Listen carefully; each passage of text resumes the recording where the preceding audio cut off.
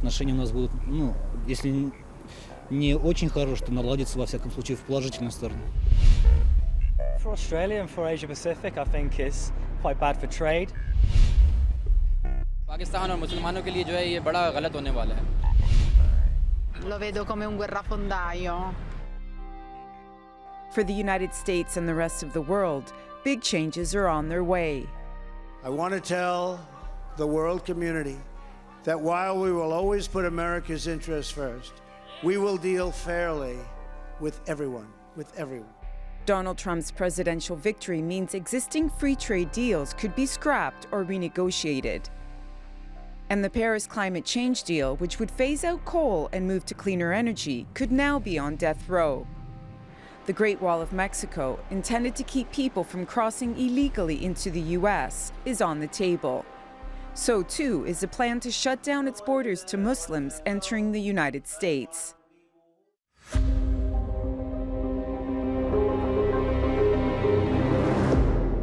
Some people fear that Donald Trump's view of the world is purely transactional.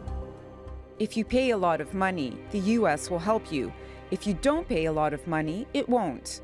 We are being ripped off by everybody in the world. We're defending other countries. We are spending a fortune doing it. He has called on European and Asian allies to pay more for their own defense, threatening to withdraw tens of thousands of U.S. troops from Japan and South Korea. Trump has even suggested that should Russia invade a NATO ally, the U.S. might not come to their aid if they fail to pay their share. If Russia and the United States got along well and went after ISIS, that would be good. Trump wants to improve ties with Russian President Vladimir Putin and says he will join forces with Moscow to defeat Daesh in Syria and work with Bashar al-Assad. Trump's election also spells doom for Barack Obama's legacy and the nuclear deal he negotiated with Iran last year. For decades, the U.S. saw Iran as a hostile power and cut off all diplomatic relations, until Obama did what many thought was impossible, clinching a nuclear deal between Iran and the 5 permanent members of the UN Security Council plus Germany. The deal removed key international sanctions in exchange for restrictions on Iran's nuclear program. But now Trump has threatened to scrap it altogether.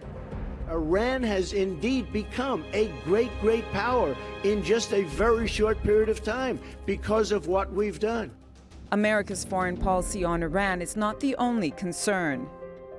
Trump's election means America's allies from the Middle East to the Pacific are left with questions about where the U.S. stands. Will this be an opportunity, or will they now be left to fend for themselves? Christine Pirovolakis, The Newsmakers. Well, joining me now in the studio is Ambassador Matthew Bryza. He's a former U.S. diplomat and non-resident senior fellow with the Atlantic Council's Dinu Patriciu Eurasia Center. And from Washington, D.C. is Rule Mark Correct. He's an author and a senior fellow at the Foundation for Defense of Democracy. Gentlemen, thank you very much for joining us. Ambassador Bryza, let's start with you. There's a lot of talk about people possibly leaving their jobs in the DOD, in the State Department, resignations, those who don't believe in Trump's vision, those who perhaps felt they bought into President Obama's philosophy, and now here's a man who they feel doesn't represent them. Let me pose a little hypothetical to you. If you were ambassador to Azerbaijan, as you were not too long ago, and Donald Trump became president, how would you react? Well, I mean, as a sitting ambassador, my sworn oath is to protect the U.S. Constitution, so I would continue in that job. The question would be, would I continue in the career of a Foreign Service officer in a Trump administration? And I have to say that would be a difficult decision for me. No one's offering me a job, but people have talked to me, and I really would have great difficulty accepting such a job at this point. Though, again, in the end, our mission should be to defend our country. Is it clear what his values are, what he represents, and how that will translate to foreign policy? No, that's precisely the problem, that everything is so unclear, and so much of what he said during the campaign was either contradictory, sometimes saying we're going to insist that the Iranians implement that agreement, but most times saying I'm going to tear up that agreement. he doesn't seem to have a vision of any sort, a strategic vision or a concept of how he would like to see the United States affecting problems in the world other than crushing ISIS. His approach to Russia I find deeply disturbing, and I think it's going to lead to conflict. Okay, interesting. Let's take that Russia comment and expand on it. Rule Mark correct. A lot of people feel Russia has won this election. Putin's poodle is in charge of the White House because there's a feeling that the Russians haven't got it, are not going to have the opportunity to have it any better than a President Trump. Might those anxieties be overblown or real? Well, again, I'd have to agree with Matt. It's very difficult to know with Trump because he's had multiple views on any given issue. He obviously seems to have some type of mano a mano affection for Putin. Now, how that actually translates, I don't know. I think it's probably a mistake to view Trump as Putin's poodle because Mr. Trump appears to be so erratic and is so prideful. I don't think he could be anybody's poodle. But where he actually stands with Putin on, say, Eastern Europe, Syria, it's hard to tell. I would guess that he isn't going to be terribly aggressive against Putin. If I were in Eastern Europe, I would be worried. But again, we'll have to see. It's entirely possible his views could change. We'll have to see who are the senior officials who come in to advise him.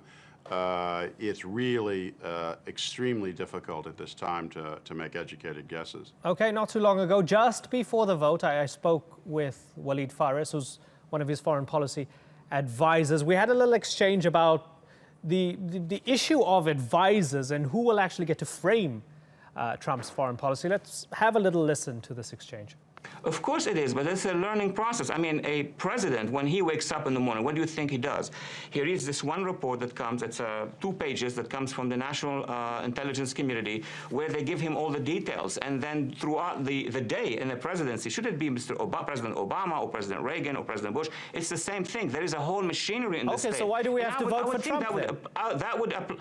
Why do we have to vote for Trump then? Because it's the agencies. Is choosing. Yes, but that's how democracies function. Agencies will start giving the input once he is a president. Now, they're not voting on agencies. They're voting on the judgment of either Mr. Trump or Madam Clinton with regard issues in the region.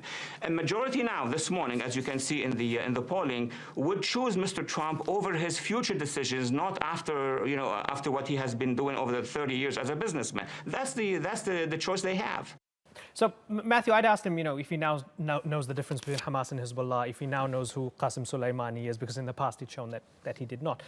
And Walid Fares said this doesn't matter because he's going to have good advisors. Now that he's won, and we're looking at the names that have been tabled, so Rudy Giuliani, Newt Gingrich, Chris Christie, these, are named as possible members of his cabinet. In terms of advisors, Lieutenant General Michael Flynn, possibly even Woolsey, the former CIA head, quite hawkish.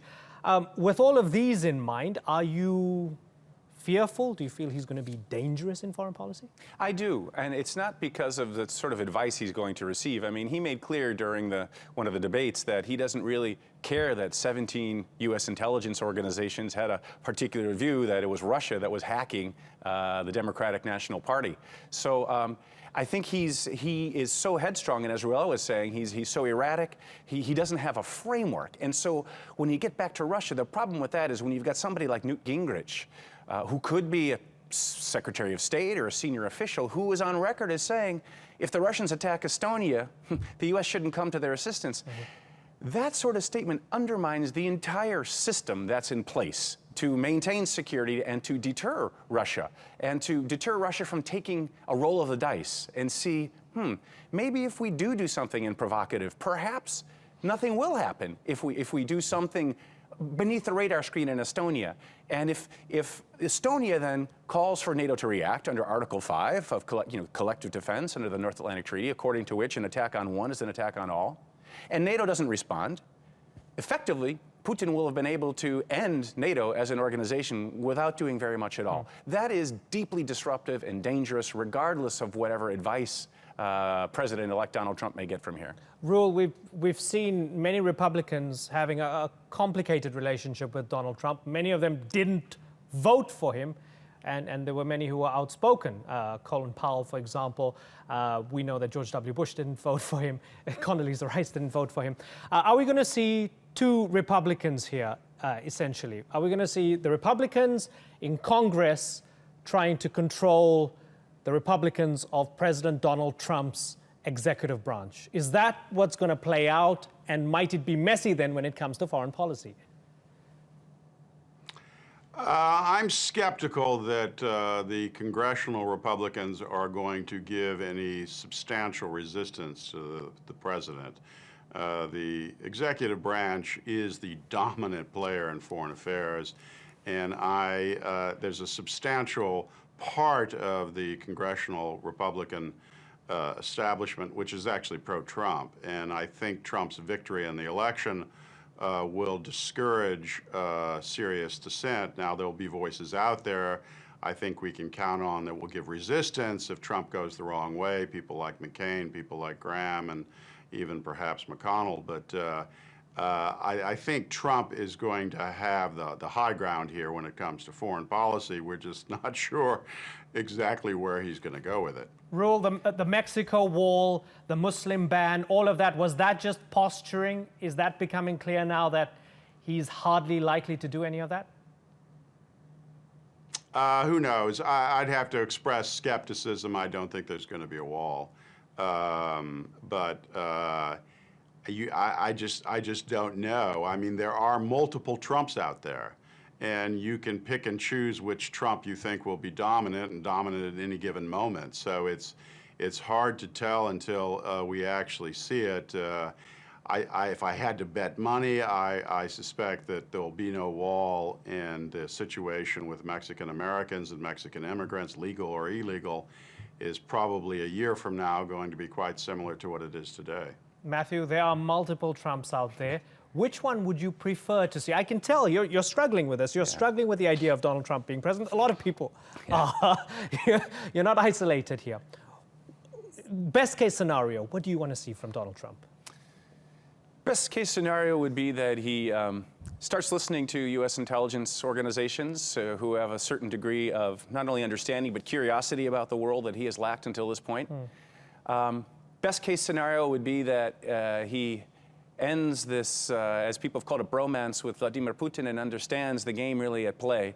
Best case scenario would be that he actually imposes some costs on Putin for what's happening in Syria. I mean, we see it every day. The bombings, bunker buster bombs being used to target hospitals, people in hospital beds who've been relocated to find some safety, targeting schools by design, by Russian aircraft, Russian bombs. I would hope that the part of Donald Trump that appears to love this iteration of his family will follow his heart and realize that killing innocent civilians is not something any partner of the United States should do by design.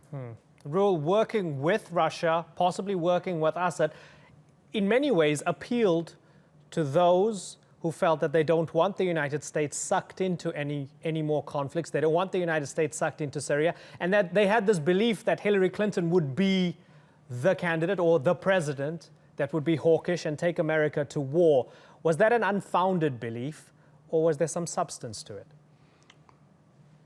Well, I think it's certainly unfounded that Hillary Clinton was that hawkish. I think she's more hawkish than Donald Trump. She's more hawkish than Barack Obama. But I think the odds of her taking us into war in Syria were probably small. Though I think she was going to try to do something, but that's irrelevant now. I mean, Donald Trump really doesn't care about foreign policy. I think it's something that he has had to look at, to some extent, think about as this campaign has gone on. I think at heart, he's a realist. He's in the Stephen Walt school. I don't think in particular, I don't think he cares about the Middle East at all. I don't think he understands its strategic relevance, or he denies it. In that sense, he's really not that much different than Barack Obama, who also wanted to implemented strategic retrenchment of the United States, a general disengagement from the region. Now, where obviously there's a change here is Donald Trump appears to be Barack Obama on speed. So we'll have to see. I think first you'll have to look at Europe. Europe will be telling what he does in Eastern Europe, and you also will have to look at the Iran deal to see whether he reevaluates it, demands new conditions, or dumps it. That's fascinating because, Matthew, as Rule had mentioned earlier on, the executive branch has a lot of power when it comes to foreign policy, basically all the power, whereas at home it's very difficult to push through things unless you want to just sign off executive order after executive order. You're very constrained by Congress and and of course the Supreme Court. So is that one of the conundrums now, given that at home he might be well constrained if he chooses to be erratic? He might find it difficult to, whereas on foreign policy, the commander-in-chief has a blank page. He can do what he wants to. Well, I think it's sort of the reverse, I'm going to argue, in the instances you've described. If you look at what has happened legislatively under President Obama, he's only had one major piece of legislation passed, right, which was the Obamacare, the health care plan. Otherwise, he has legislated by executive order, right? So he's actually tried to bypass the Congress in an unprecedented way. And so it's very easy on day one for President Donald Trump to cancel the executive orders of his predecessor. Right. When it comes to the Iran deal, that deal was not, well, it's not a treaty. It's not a legal international agreement. It's a political commitment, but it is under the UN Security Council resolution, which is the highest articulation of international law, a UN Security Council resolution. So even if he says, I quit, this is finished, we're not going to abide by this, the reality is that the Security Council resolution stands, and convincing all of the people who signed on to this to reimpose sanctions, in other words, to have any impact of saying the deal is over, is virtually impossible because he's got to convince all those European allies. Yeah, you've got to put in China. a lot of energy into that. Did you hear what French President François Hollande said about the election, in response to the election? I heard a few things, but what do you have in mind? He said Mr. Trump's views might test the values and the interests that we share with the United States. As a diplomat, how does that sound? Is that as harsh as it gets? It can't get much worse than that. To question whether we share values, France, the country who came to the U.S.'s aid and is largely credited for helping secure a So that's victory. a diss in Diplo school. That is a deep diss. Yeah. Okay, fascinating times. Nobody knows what's going to happen. And it's so difficult to get a fresh take when everybody's been talking about this until the ends of the earth. We'll just have to wait and see. Yeah. We'll have to wait and see and give the man a chance and see what he does. Gentlemen, it's been a pleasure. Matthew Breiser and Rule Mark Garek, thank you very much for joining us. Thank you.